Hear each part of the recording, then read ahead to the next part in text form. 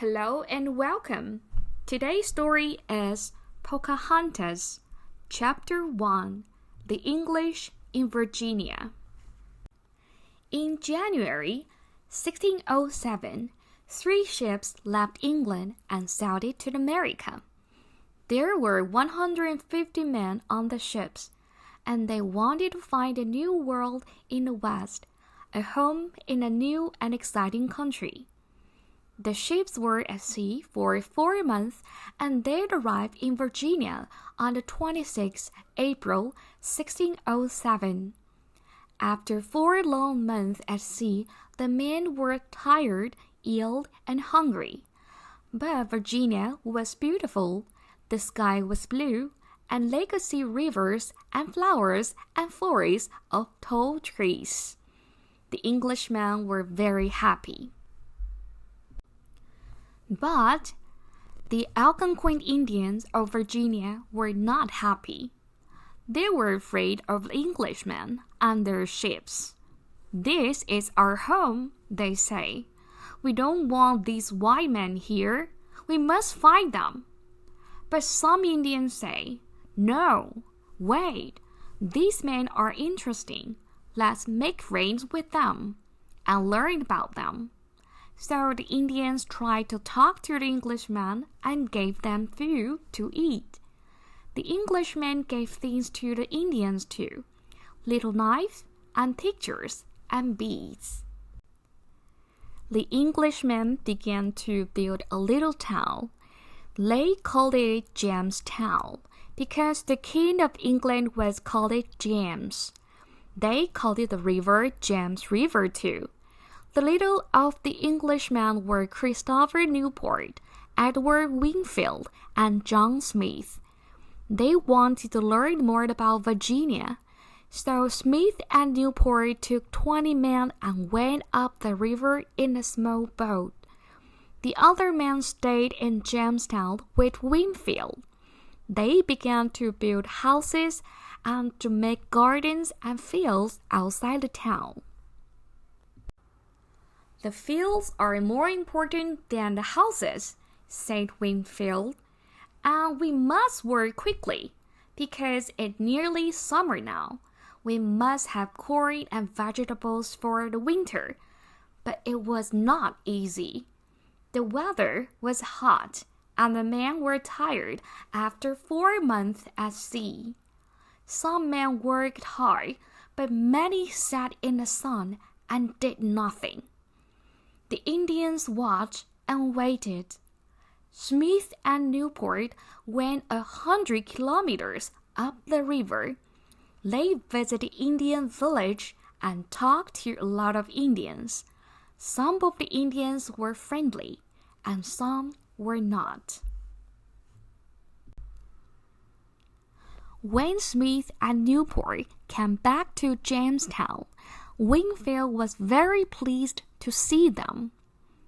"I was afraid for you," he said, "but you're not dead." "No, of course not," said Smith. "What's the matter?"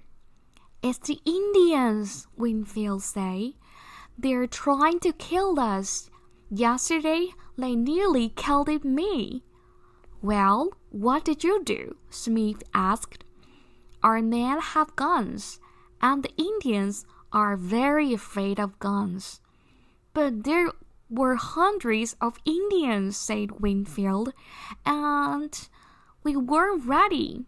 Our guns were on the ships." "Why?" asked Smith angrily. "The men must always be ready. They must carry their guns with them.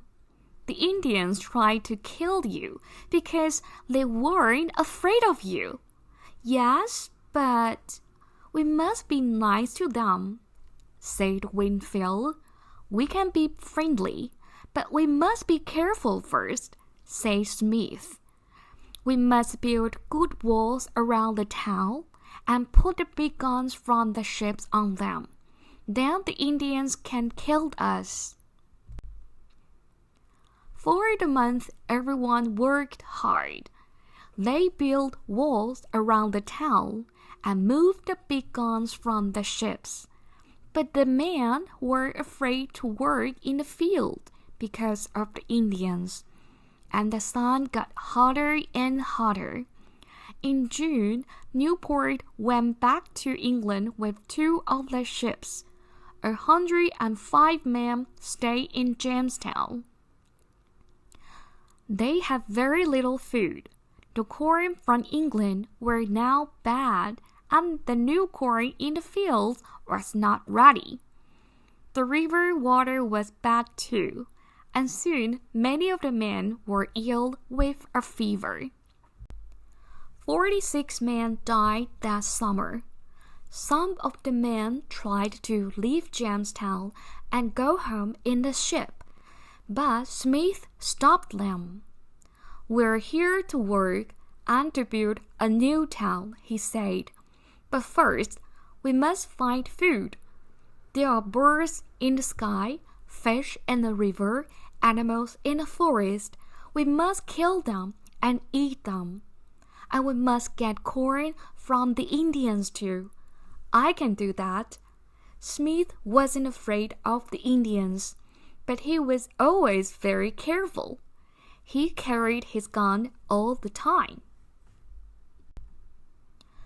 Most of the Indians were afraid of Smith, but they liked him too.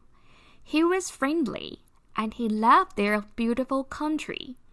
And he learned their language because he wanted to talk to them and understand them. Often, he gave the Indians little things from England, and they gave him food.